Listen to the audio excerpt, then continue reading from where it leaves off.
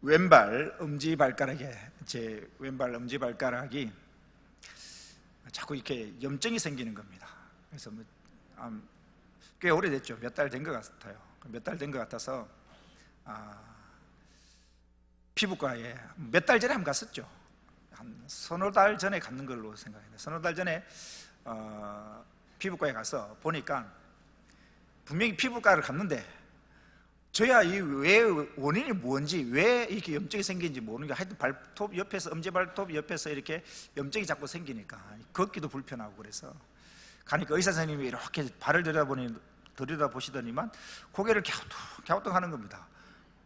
왜 그러지? 왜 그러지? 제가 몰라서 찾아왔는데 의사 선생님이 돼갖고 발을 보더라면 왜 그러지? 왜 그러지? 그러더니만은 언제부터 그랬어요? 그 병원 갈 때도 한 달 됐거든요. 한 달 동안 이렇게 있다가 한 달 정도 된 것 같다고 그러니까, 참, 그럼 이러면서 그냥 약을 한번 일단은 3일치 먹어보라고 그러더라고요. 그래서 3일치 먹어보고 안 나면 또 올까요? 안 와도 된다고, 괜찮을 거라고 그렇게 하더라고요. 근데 먹어도 안 나. 맨 마찬가지예요. 차도가 없는 거예요. 그렇게 해서 한 서너 달 지났죠. 그래서 오늘 도저히 안 될 것 같아서 좀 활동하기도, 그래서 다른 피부과를 가봤어요. 다른 피부과를 도대체 영 신동치 않아서 다른 피부과를 가니까 이렇게 딱 보더니만 이 의사 선생님은 알더라고요. 이 증상은 타이트한 구두를 자주 신으면, 신발을 신으면 이 발톱이 이렇게 살이 쪼여서 이렇게 염증이 생길 수가 있다고. 근데 이게 심하면 발톱을 이렇게 잘라내야 되고, 잘라내서 이렇게 할 수 있는데, 지금 이 상태를 보니까 그 정도는 아니고, 주사를 맞고 약을 한 일주일 이상 좀 먹으면 나을 것 같습니다. 답을 시원하게 주더라고요. 얼마나 시원한지요. 처음에 석 달 전에 갔을 때는 피부과가 의사 선생님이 왜 그러지 하고 고개만 갸우뚱거리고 3일치 주는 뭐 아무 차원이 없는데, 오늘 간 피부과는 의사 선생님이 딱 이야기를 하더라고요. 구두를 타이트한 구두를 신으니까 옆에서 이렇게 그럴 수 있다고. 여자분들에게 많이 생기는 건데 그럴 수 있습니다. 그런데 이제 주사를 맞고 약을 한 일주일치 드시면 나을 겁니다, 얘기해 줘요. 그러니까 지금은 아파도 내 마음이 홀가분한 거라. 지금은 내 발에 염증이 있어도 문제를 알고 문제를 아니까 답이 나오는 거예요. 그러니까 괜찮아. 지금 염증이 생기면 괜찮아요. 그냥 의사 선생님 말대로 하면 일주일이면 약 먹고 하면 나가니까. 문제가 무엇인지가 밝혀지면 그건 문제가 더 이상 문제가 아닙니다. 문제가 무엇인지를 알면 답이 나오는 겁니다. 내가 구원받아야 될 죄인임을, 나의 문제가 무엇인지를 알면 답은 나옵니다. 나는 구원받아야 될 죄인이다. 그러면 뭐예요? 답이 나오죠. 예수 그리스도, 나를 죄로부터 구원하실 예수 그리스도를 만나면 그 문제가 해결되어지는 것입니다. 사랑하는 성도 여러분, 어려움과 힘듦을, 어떤 우리 인생에 있어서 어떤 문제를 만날 수 있을 것입니다. 문제가 왜 문제가 되느냐? 문제의 원인을 모를 때 그것은 문제가 될 수가 있습니다. 그런데 문제의 원인을 알고 답이 밝혀지면 그건 더 이상 문제가 아니라는 사실입니다. 오늘 이 밤에 행여나 마음에 답답한 문제가 있고 어려운 문제를 겪어서 기도 중에 계신 성도님이 계신다면, 이 밤에 그 문제의 원인을 알고 문제의 해답자이신 주님을 만나고 돌아갈 수 있는 이 밤 되어지기를 주의 이름으로 축원합니다. 우리의 문제는 문제의 해답이신 주님을 만나는 한 문제는 더 이상 문제가 아니라는 사실입니다. 오늘 이 밤에 반드시 선포되어지는 말씀과 찬양과 기도 가운데 나의 문제의 해답자이신 그 하나님을 만나고 돌아갈 수 있는 귀한 은혜의 시간이 되기를 다시 한번 주의 이름으로 축원합니다. 우리가 지난주 금요일날 27장 1절에서 4절까지의 말씀을 보았습니다. 1절에서 4절까지의 말씀이 연결되어지는데 1절 말씀을 한번 보십시오. 자막은 별도로 준비하지 않았습니다. 여러분들 성경을 보시면 1절에 보면 이삭이 나이가 많아서 눈이 어두워 잘 보지 못하다. 이때 이삭의 나이가 지난주에 밝혔습니다만 137살 정도 되었습니다. 나이가 많아서 눈이 어두워서 잘 보지 못하더니 이제 이 이삭이 맏아들을 불러서 2절에 이렇게 이야기를 하죠. 이삭이 이르되 내가 이제 늙어 어느 날 죽을는지 알지 못하니 그러니까 너는 나를 위해서 사냥해서 4절에 내가 즐기는 별미를 만들어 내게로 가져와서 먹게 하여 내가 죽기 전에 내 마음껏 너에게 축복하게 하라. 자, 27장 1절에서 4절까지 지난주에 말씀해 보면 1절에서 4절까지는 이삭과 장남에서 두 사람 사이에 주어진 대화가 전부였습니다. 근데 이제 오늘 본문의 5절에 보면 이삭과 에서 두 사람 사이에 주거니 받거니 하는 이 대화를 5절에 보면 아내 리브가가 듣게 됩니다. 그리고 나서 오늘 본문이 연결되어지는데요, 본문 5절을 보십시오. 이렇게 기록합니다. 이삭이 그의 아들 에서에게 말할 때에 리브가, 아내죠, 아내 리브가가 들었더니 에서가 사냥하여 오려고 들로 나가매라고 되어 있습니다. 자, 5절에 보면 중요한 단어가 이제 동사가 나오는데, 이삭이 그의 아들 에서에게 말할 때 리브가가 들었다라고 되어 있습니다. 이 들었다라는 이 말, 동사의 시제를 보면, 그죠? 능동태 분사형인데 이것은 무슨 말이냐면 어떤 목적을 가지고 지속적으로 듣는 것을 말합니다.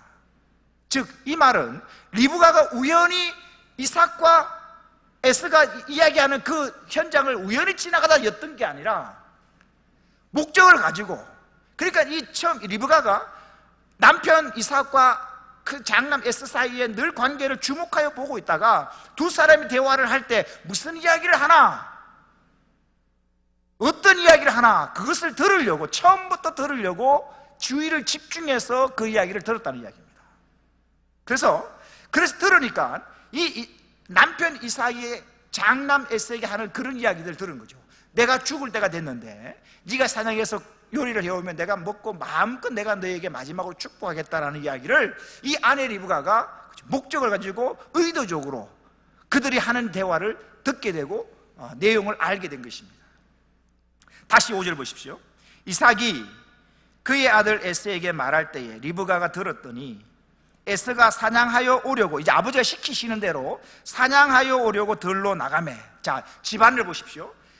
이삭과 에서가 대화를 주거니 받거니 합니다. 야, 내가 죽을 때 됐으니까 네가 사냥해서 오면 내가 먹고 축복하겠다. 그 이야기를 들은 이삭이 사냥하러 나가버립니다.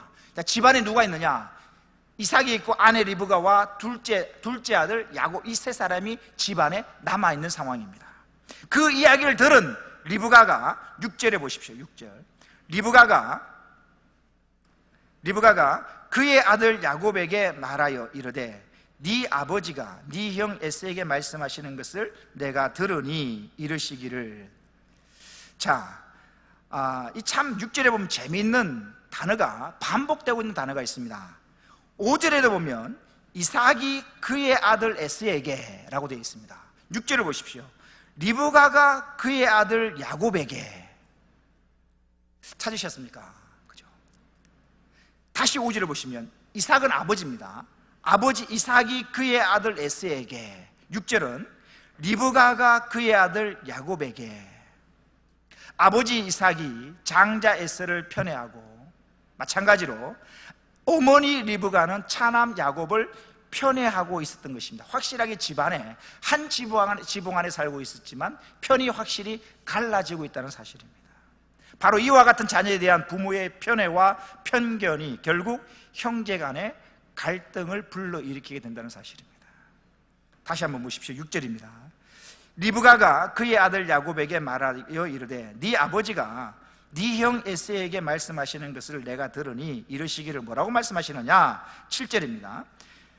나를 위하여 사냥하여 가져다가 별미를 만들어 내가 먹게 하여 죽기 전에 여호와 앞에서 너에게 축복하게 하라 하셨으니, 이걸 들은 겁니다. 그런즉 이제 이렇게 듣고 조치를 취해, 아버지가 장남에게 한 이야기를 엄마 리브가가 듣고는 둘째 아들에게 처방 조치를 취해 주는데 어떤 이야기를 해주는가?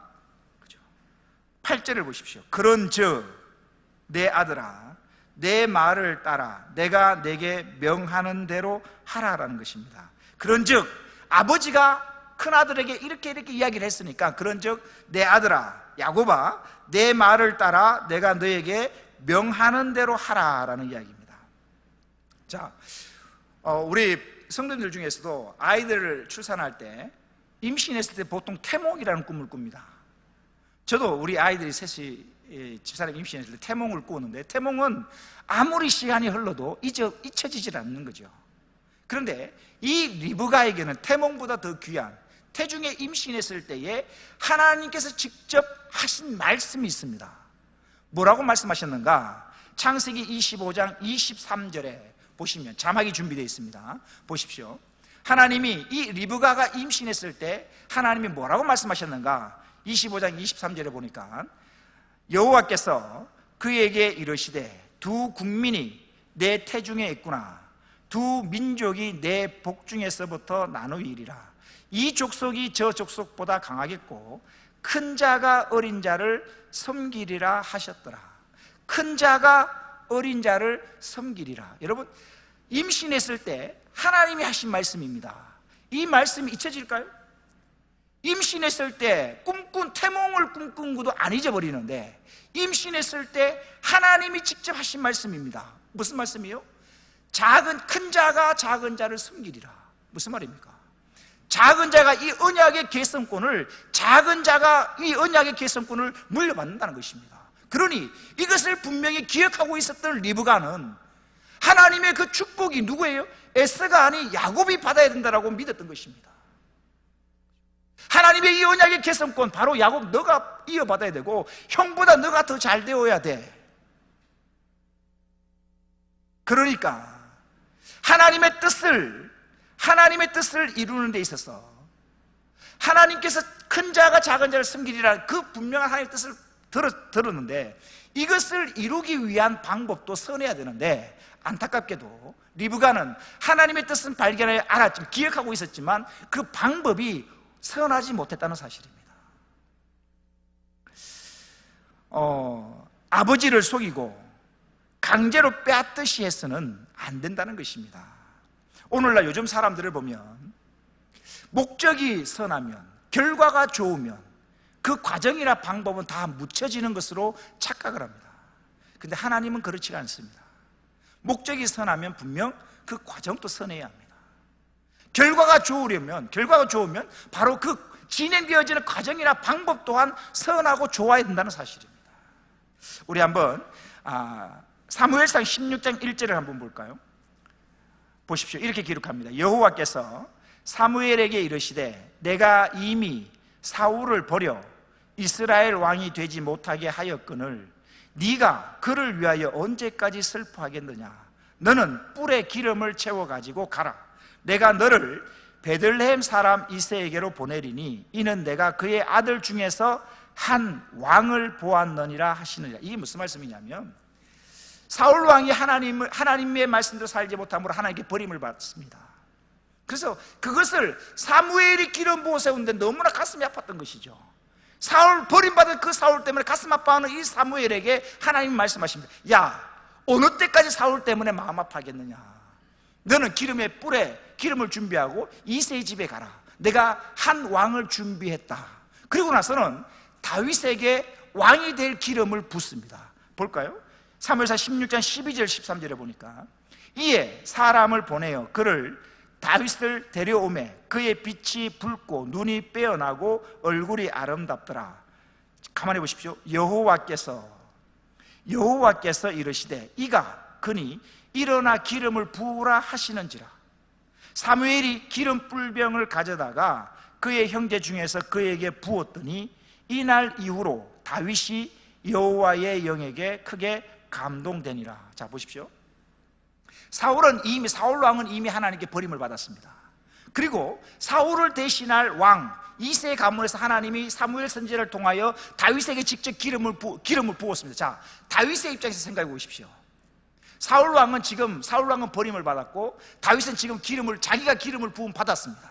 그리고 이 사울 왕이라는 사람이 나라는 돌보지 아니하고 죄 없는 시기와 질투의 눈이 멀어 다윗을 죽이려고 군사들을 이끌고 다윗을 죽이려고 쫓아다니는 것입니다. 그러면 이 사울을 죽이면 이미 기름 부음을 받았기 때문에 사울을 죽인다면 자신은 일찍 왕위에 오를 수 있을 것입니다. 이미 하나님의 왕으로 기름 부었기 때문입니다. 그런데 그 좋은 기회가 찾아옵니다. 사울 왕이 다윗을 죽이려고 군사들을 모아서 다윗을 쫓는 가운데서 일어나는 일인데 한번 볼까요? 사무엘상 26장 7절 이하입니다. 다윗과 아비새가 밤에 그 백성에게 나아가 본즉 사울이, 다윗을 죽이려고 사울이 군사들을 몰고 온 것입니다. 사울이 진영 가운데 누워 자고 창은 머리 곁 땅에 꽂혀 있고 아브넬과 백성들은 그를 둘러 누웠는지 잠자고 있는 것이죠. 다윗을 쫓아오는 이 사울과 군사들이 밤에 잠에, 다 깊은 잠에 빠져 있는 것입니다. 그때 8절에 보십시오. 다윗의 신하 아비새가 다윗에게 이르되 말하되 하나님이 오늘 당신의 원수를 당신의 손에 넘기셨나이다. 그렇죠. 지금 모두가 다 잠들어 있어서 이 아비새가 사울 왕을 죽일 수 있는 유일한 기회거든요. 그래서 말합니다.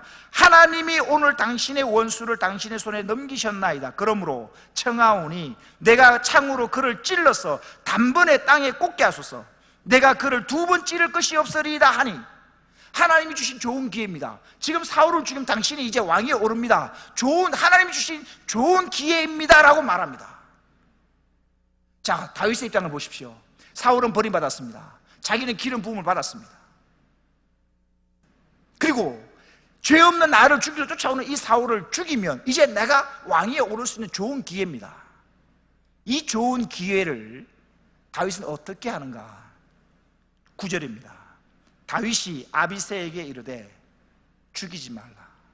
사울 왕을 죽이지 말라. 누구든지 손을 들어 여호와의 기름 부음 받은 자를 치면 죄가 없겠느냐 하고, 다윗이 또 이르되 여호와께서 살아계심을 두고 맹세하노니 여호와께서 그를, 사울 왕을 직접 치시든지 혹은 죽을 날이 이르거나 또는 전장에 나가서 망하리라. 내가 손을 들어 여호와의 기름 부음 받은 자를 치는 것을 여호와께서 금하시나니 너는 그의 머리 곁에 있는 창과 물병만 가지고 가자 하고. 자, 보십시오. 오늘 본문에 보면 리브가와 다윗의 대조되는 모습입니다. 리브가는 임신했을 때 하나님이 말씀하셨습니다. 큰 자가 작은 자를 섬기리라. 근데 지금 남편이 장남에게 축복을 하려고 그러니까 자기의 수단과 방법을 가리지 않고 그것을 이루려고 잘못된 방법을 사용하고 있습니다. 근데 다윗을 보십시오. 다윗도 기름 부음을 받았습니다. 사울은 버림을 받았습니다. 사울을 죽일 수 있는 좋은 기회가 왔어요. 죽이면 자기가 왕위에 오릅니다. 그럼에도 불구하고 다윗은 이야기를 합니다. 내가 하나님께 기름 부음 받은 자를 내가 손댈 수가 없다. 하나님이 직접 죽이시든지 전장에 나가서 망하든지 할 것이다. 나는 손댈 수가 없다. 하나님의 때를 기다릴 줄 아는 다윗이었습니다. 결과가 좋지만, 목적도 선하지만 그것을 이루는 과정이나 방법도 선해야 된다는 사실입니다. 잠언서 3장 5절에서 6절에 보면 이런 말씀이 있습니다. 너는 마음을 다하여 여호와를 신뢰하고 네 명철을 의지하지 말라. 자기의 꾀를 가지고 하나님 뜻을 이루려고 발버둥 치지 말라는 것입니다. 6절입니다. 너는 범사의 그를 인정하라. 그리하면 너의 길을 지도하시리라. 사랑하는 성도 여러분, 주의 일을 하는 것 선한 일 맞습니다. 교회를 위해 여러 가지 헌신하는 것 참 귀한 일이 맞습니다. 하지만 그 방법이나 과정도 선해야 된다는 사실입니다. 예를 들면 이런 겁니다. 우리 성도님도 그렇지 않는데 예를 들면 이런 거죠. 전도회별로 이제 식당 봉사를 한다든지, 아니면 우리 교회는 구역별로 본당, 토요일날 본당 청소를 하거든요. 전도회가 식당 봉사를 한다든지, 아니면 구역이 본당 청소를 할 때 늘 나오는 사람만 나오고 나오지 않는 사람 안 나온단 말이죠. 나온 사람이 일을 하면서 투덜대면서 나오지 않는 사람에 대한 짜증을 내고 원망을 하면서 칼질을 한다든지 빗질을 해서는 안 된다는 사실입니다. 주님을 위해, 교회를 위해 봉사하는 것 참 귀한 일이 맞지만 그 하는 과정도 은혜로워야 된다는 사실입니다. 누군가에게 상처를 주면서 그 일을 하는 것은 하나님이 기뻐하시지 않는다는 사실입니다. 하나님의 뜻을 이루는 삶을 살되 그 과정이나 방법도 선해야 하며 하나님이 기뻐하시는 것이 되어야 된다는 사실입니다. 오늘 본문의 리브가는 하나님의 뜻은 기억하고 있었지만 그 방법은 옳지 못한 방법을 사용하고 있다는 사실입니다. 그래서 지금 아들에게 나쁜 짓을 서슴지 않고 시키고 있는 것입니다. 다시 한번 오늘 보면 8절부터 보실까요? 8절을 보십시오. 그런즉 내 아들아, 내 말을 따라 내가 너에게 명령하는 대로 9절 염소떼에 가서 거기서 좋은 염소 새끼 2마리를 내게로 가져오며 내가 그것으로 네 아버지를 위하여 그가 즐기시는 별미를 만들리니. 9절에 보면 염소떼에 가서라고, 가다라는 이 말은 딱딱한 명령형이 아니라 부드러운 요청의 의미를 가지는 말입니다. 이게 무슨 말이냐, 부디 너는 가라. 이게 무슨 말이냐면 아버지를 속이는 죄책감으로 인해서 이 야곱이 머뭇거리고 주저하고 있으니까 더 이상 지체하지 말고 신속하게 움직이도록 이 야곱의 마음을 돌이키려고 하는 것이죠. 너는, 그죠? 그런즉 염소떼에 가서 거기서 좋은 염소 새끼 2마리를 내게로 가져와라. 자, 여기서 리브가가 굉장히 요리에 신경을 쓰고 있는 것을 알 수 있는데요. 무엇으로 요리 재료를 삼는가? 좋은 염소. 첫 번째는 좋은 염소고요. 그 좋은 염소가 뭐요? 새끼라. 좋은 염소 새끼. 육질이 연하여서 맛이 좋은 염소 새끼. 그것도 몇 마리요? 2마리를 가져오라는 이유가 있죠. 여러분, 회 같은 것도 보면 그죠? 이 아가미살이 맛있다라고 하는데 그 맛있는 아가미살은 양이 적어요. 많지 않아. 마찬가지입니다. 육질이 좋고 부드럽고 좋은 맛있는 그 부위는, 고기의 부위는 양이 많지 않거든요. 그러니까 맛있는 부위, 양이 적은 그 맛있는 부위를 넉넉하게 풍성하게 대접하기 위해서 뭐예요? 2마리의 좋은 염소 새끼 2마리를 가져오라는 겁니다.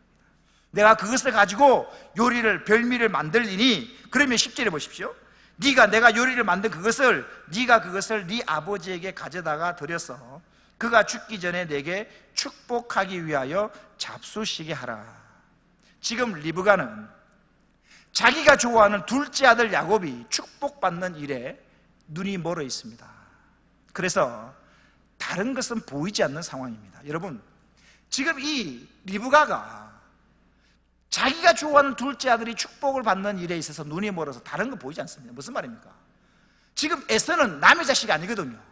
에서도 내 배가 아파서 나왔던 내 아들입니다. 그런데 이 리브가가 장남 에서의 입장에서 한번 생각해 보았다면 어떻을까? 지금 에서는, 장남은 아버지가 장남을 불렀습니다. 야, 에서야, 내가 죽을 날이 얼마 안 남았으니까 네가 가서 사냥해서 요리를 가져오면 내가 너에게 축복하마. 그래서 그 말을 듣고 얼마나 기뻤을까요? 들뜨고 기쁜 마음을 가지고 사냥하러 나갔을 것입니다. 그래서 아버지 말씀대로 사냥해서 요리를 만들어서 아버지를 대접하려고 하는 마음으로, 기쁘게 즐거운 마음으로 사냥해 나갔는데, 사냥해서 잡아와서 요리를 해서 아버지께 드렸을 때 이미 내가 받아야 될 그 축복이 동생이 와서 빼앗아가 버렸다면, 빼앗겨버린 이 에서의 마음은 어떨까요? 지금 엄마 리브가는 이 야곱이 축복을 받는 일에 있어서 에서가 어떤 상처를 가지게 될지, 어떤 상처를 받게 될지 전혀 생각하지 못하고 있다는 사실입니다. 이런 말이 있죠. 5 빼기 3은 2라는 말, 이 숫자죠. 한번 전에 말씀을 드렸던 기억이 있습니다. 5 빼기 3은 2, 진리죠. 모든 오해는 상대방의 입장에서 3번만 생각해 보면 다 이해되어진다라는 이야기입니다. 5 빼기 3은 2라는 법칙입니다. 모든 오해는 뭐요? 상대방의 입장에서 3번만 생각해 보라는 거죠. 그러면 뭐요? 이해되어지는 것입니다. 사랑하는 성도 여러분, 그 사람의 입장에서 한번 생각해 보십시오. 남편은 아내의 입장에서 생각해 보십시오. 아내는 남편의 입장에서 생각해 보십시오. 부모는 자녀의 입장에서 생각해 보고요, 자녀는 부모의 입장에서 생각해 보아야 합니다. 어릴 적에 간혹 이런 말씀들을 하시는 부모님들을 보았습니다. 다 큰 딸들이 말 안 듣고 속색이면 엄마들이 꼭 하는 이야기 있죠. 너 시집가서 꼭 너 같은 딸만 한번 낳아보라고. 역지사지죠. 지금 이 엄마 리브가가 장남 에서의 마음을 한번 생각해 보았더라면 어땠을까? 아쉬움이 남는 부분입니다. 10절에 보면 이 엄마 리브가가 이 야곱에게 이야기를 합니다. 염소 새끼를 가져와서 요리를 해서 내가 줄 테니까 이것을 아버지에게 가지고 와서 네가 축복을 받아라 라고 이야기를 하니까, 그 이야기를 들은 야곱이 이렇게 대답을 합니다. 보십시오. 11절입니다. 야곱이 그 어머니 리브가에게 이르되 내 형 에서는 털이 많은 사람이요 나는 매끈매끈한 사람인즉. 쌍둥이였지만 체질적으로 달랐습니다. 에서는 털이 많은 사람이었고 야곱은 털이 없는 사람이었습니다. 근데 이 목소리는 어떻게 속인다 할지라도 아버지가 나를 만져볼 텐데, 털이 많은 형은 털이 많고 나는 털이 없는데 안 된다는 거예요. 속이기가 불가능하다는 이야기입니다. 안 된다고, 속일 수가 없다는 거죠. 형이 털이 많고 난 털이 없는 사람이니까 안 된다는 이야기입니다. 그래서 12절에 이렇게 이야기를 하죠. 야곱이 아버지께서 나를 만지실진데 내가 아버지의 눈에 속이는 자로 보일지라 복은 고사하고 저주를 받을까 하나이다. 지금 야곱이 하는 이 말 12절 다시 한번 가만히 보시면, 아버지께서 나를 만지실진데 내가 아버지의 눈에 속이는 자로 보일지라. 무슨 말입니까? 지금 야곱이 엄마와 자기가 이렇게 꾸미는 것이 아버지를 속이는 것인 줄을 알고 있었다는 이야기입니다. 잘못된 방법이라는 것을 이 야곱도 알았던 것입니다. 엄마가 지금 시키는 이 일, 형은 사냥하러 갔는데 염소 새끼를 가지고 와서 사냥한 것처럼 꾸미고 그렇게 아버지께 드리는 이것이 뭐요? 아버지를 속이는 것인 줄 알았다는 사실입니다. 알았으면, 아버지를 속이는 것이고 나쁜 방법인 줄 알았으면 멈출 수 있어야 됩니다. 그런데 안타깝게도 아버지를 속이는 것인 줄 알았지만 그것을 멈추지를 못했다는 사실입니다. 브레이크가 고장난 차는 반드시 사고가 나기 마련입니다. 아닌 줄 알면 멈춰야 됩니다. 틀린 줄 알면 그만둬야죠. 오늘 뉴스를 이렇게 보니까 뉴스 기사 중에 이런 기사가 있더라고요. 현직 판사가, 그것도 아버지는 국회의원이고 현직 판사가 지하철에서 몰카를 찍다가 현행범으로 불구속 입건된 겁니다. 현직 판사가, 법을 집행하는 판사가 지하철에서 몰카를 찍다가 걸렸다는 것입니다. 판사가 몰카를 찍으면 안 되는 줄 몰랐을까요? 알았을 것입니다. 왜 몰랐겠습니까? 법을 집행하는 판사가 어찌 모를 리가 있겠습니까? 아닌 줄 알면서도 뭐요? 멈추지를 못했던 것입니다. 사랑하는 성도 여러분, 우리가 짓는 죄를 가만히 보십시오. 죄인 줄 모르고 죄를 짓습니까? 그런 경우는 거의 없을 것입니다. 죄인 줄 알면서도 멈추지를 못한 것입니다. 오늘 야곱, 지금 엄마와 자기가 아버지를 속이는 줄 알면서도 그것을 멈추지를 못한 것입니다. 속인 줄 알면서도 속이는 것입니다. 이게 문제인 것입니다. 우리의 문제가 뭐냐? 죄인 줄 모르고 죄를 짓는 경우는 거의 없습니다. 죄인 줄 알면서도 죄를 짓는 것입니다. 사랑하는 성도 여러분, 아닌 줄 알면 멈춰야 합니다. 길이 아닌 줄 알면 멈춰야 되고 돌아와야 합니다. 아닌 줄 알면 하지 말아야 됩니다. 그게 은혜입니다. 근데 야곱은 아버지를 속이는 줄 알면서도 멈추질 못하고 끝까지 속였다는 사실입니다. 여기에 문제가 있는 것입니다.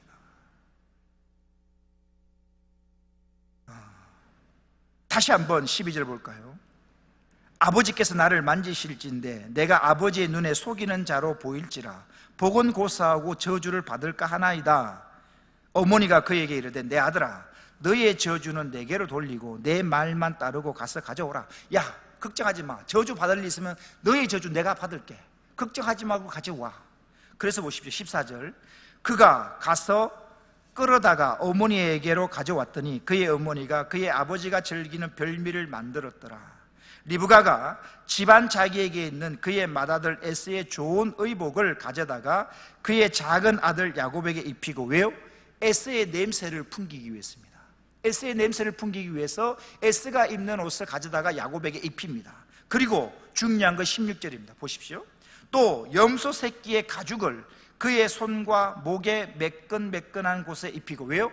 에스는 털이 많으니까 털이 많은 것처럼 속이기 위해서 염소 가죽으로 털 있는 것처럼 아버지를 속이기 위해서 손과 발목에 목에 둘러매는 것입니다. 그리고 17절, 자기가 만든 별미와 떡을 자기 아들 야곱의 손에 주었다라는 것입니다. 엄마가 시켰던 어쨌든 간에 야곱이 자기가 장남 에서인 것처럼 아버지 이삭을 속입니다. 자, 요리를 하는데 무엇으로 요리하는가? 9절에 보니까 염소 새끼로 요리를 하고요. 그리고 매끈매끈한 자기의 피부를 털 있는 에서 형인 것처럼 속이기 위해서 16절에 보니까 염소 새끼의 가죽으로 털 있는 형인 것처럼 속이게 됩니다. 즉 야곱은 염소 새끼로 요리를 하고 염소 새끼의 가죽으로 아버지 이삭을 완벽하게 속입니다. 속이는데 성공하는 것 같습니다. 그런데 세월이 흘러서 아버지를 속였던 이 야곱이 결혼을 하여 아버지가 되고 12명의 아들을 낳게 됩니다. 편애를 받고 자랐던 야곱은 역시나 한 아들 요셉만을 편애하기 시작합니다. 그래서 다른 자녀들이 시기하고 질투하여서 야곱이 아끼고 사랑하는 이 요셉을 돈 받고 팔아버립니다. 그리고는 악한 짐승에게 물려 죽은 것처럼 꾸미는데 그 요셉의 옷을 무슨 짐승의 이 요셉의 옷을 피에 적시는데 무슨 짐승의 피에 적시는가 볼까? 염소라는 단어를 구체적으로 지명하고 있습니다. 왜냐? 뒤에 보면 그 염소로 내가 속였던, 염소로 속였던 아버지를 속였는데 똑같이 염소로 내가 속임을 당하더라는 것입니다. 사람이 무엇을 심든지 그대로 거둔다 하신 하나님의 말씀을 기억하여 좋은 것을 심어서 좋은 것을 거둘 수 있는 저와 여러분 되시기를 주의 이름으로 축원합니다. 기도하겠습니다. 하나님 감사합니다. 피곤하고